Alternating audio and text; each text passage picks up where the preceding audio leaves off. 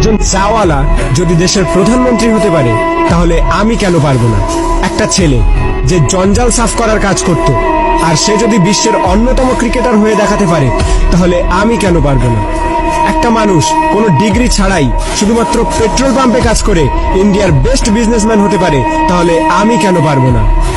High স্কুলের basketball team থেকে বাদ দিয়ে দেওয়ার পরেও যদি সে দুনিয়ার বেস্ট বাস্কেটবল প্লেয়ার হতে পারে তাহলে আমি কেন পারবো না?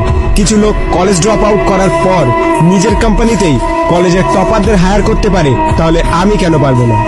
এক ব্যক্তি যাকে নিউজ পেপার কোম্পানি চাকরি থেকে বাদ দিয়ে দেয় কারণ তার মধ্যে নাকি ক্রিয়েটিভিটি কম ছিল, আইডিয়া কম ছিল, সেই ব্যক্তি যদি পরে মিকি মাউসের মতো ক্যারেক্টার ক্রিয়েট করতে পারে তাহলে আমি কেন পারবো না?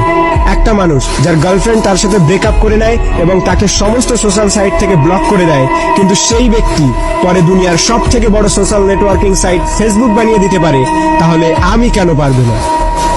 এক ব্যক্তি 999 বার ফেল হওয়ার পরেও হার না মেনে 1000 বারের মাথায় বাল্ব আবিষ্কার করতে পারে তাহলে আমি কেন পারবো না?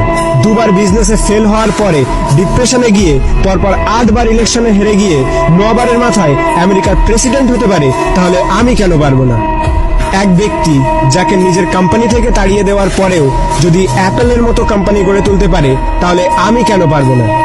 একটা মেয়ে যে 9 বছর বয়সে সেক্সুয়ালি অ্যাবিউজড হওয়ার পরেও 10 বছর বয়সে প্রেগনেন্ট হওয়ার পরেও লোকাল টিভি শো থেকে বের করে দেওয়ার পরেও অস্কার জিততে পারে এবং কোটি কোটি টাকা ইনকাম করতে পারে তাহলে আমি কেন পারবো না?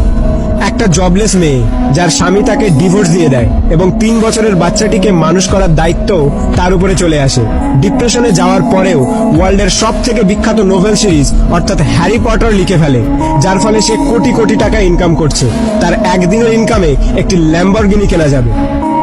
এক ব্যক্তি যার পুরো বডি প্যারালাইজড, চলাফেরা তো দূরের কথা, নিজের আঙুল পর্যন্ত নাড়াতে পারে না, সে যদি ওয়ার্ল্ডের one of the best scientist হতে পারে তাহলে আমি কেন পারবো না? তোমরা সব জিনিসই অ্যাচিভ করতে পারো যেটা তোমরা করতে চাও, যার স্বপ্ন তোমরা দেখো, শুধু তার জন্য একটা আগুন দরকার, একটা স্পার্ক দরকার। নাথিং ইজ ইম্পসিবল, আর এই স্পার্ক তোমাদের নিজেদের মধ্যে আছে। তুমি নিজেই দোষী তোমার ফেল হওয়ার জন্য। এখন তুমি যেখানে আছো সেটা তোমার অতীতের কর্মের ফল, এবং কাল তুমি কোথায় পৌঁছাবে সেটা তোমার আজকের কর্মের ফল হবে।